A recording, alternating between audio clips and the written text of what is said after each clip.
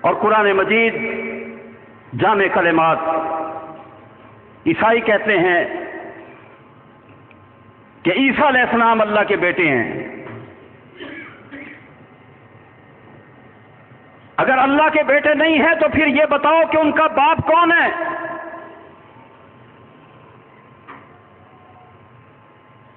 اللہ نے قرآن میں مختصر اور جامع بات کی، سورہ آل عمران آیت نمبر 59 میں بیان فرمایا، ان مثل عیسیٰ عند اللہ کمثل آدم۔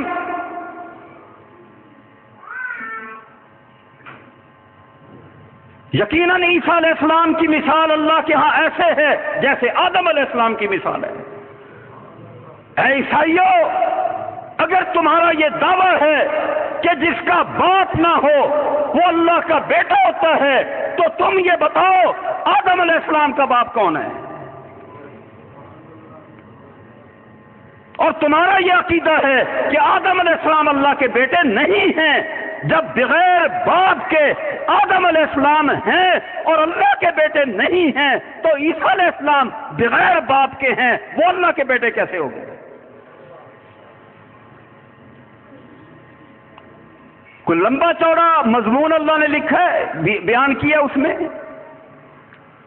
اتارا ہے ان مثل عیسیٰ عند اللہ کمثل آدم۔ اتنی بات کہہ کر بات سمجھا دی کہ اللہ کے ہاں عیسیٰ علیہ السلام کی مثال ایسے ہے جیسے آدم علیہ السلام کی مثال ہے۔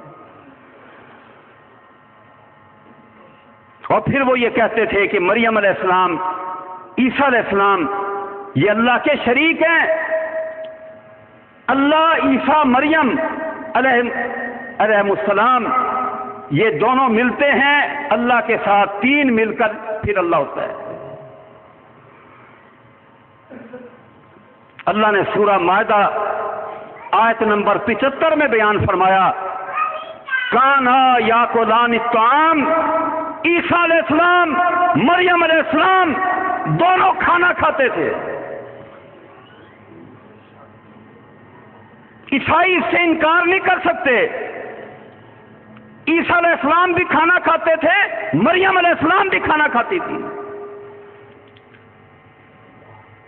کھانا کون کھائے گا؟ جسے بھوک لگے گی، جسے ضرورت ہوگی، جس میں یہ ہوائے جات ہوں گے، لوازمات ہوں گے۔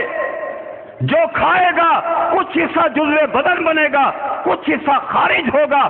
جس کے ساتھ یہ ضروریات ہوں وہ اللہ ہو سکتا ہے، وہ اللہ کا شریک ہو سکتا ہے۔ اب کتنی مختصر بات کہہ کے اپنی وحدانیت کو اللہ نے سمجھا دیا، کانا یاکلان الطعام، کہ وہ دونوں کھانا کھاتے تھے۔ اس لیے میرے بھائیوں، کبھی آپ کے ذہن میں کوئی مولوی بگڑا ہوا، کوئی شیطان دھوکہ ڈالے کہ فلاں اللہ کا شریک ہے، تھوڑی دیر کے لیے رک کر سوچ لیا کرو کہ جس کے بارے میں یہ کہہ رہا ہے وہ کھانا کھاتا تھا۔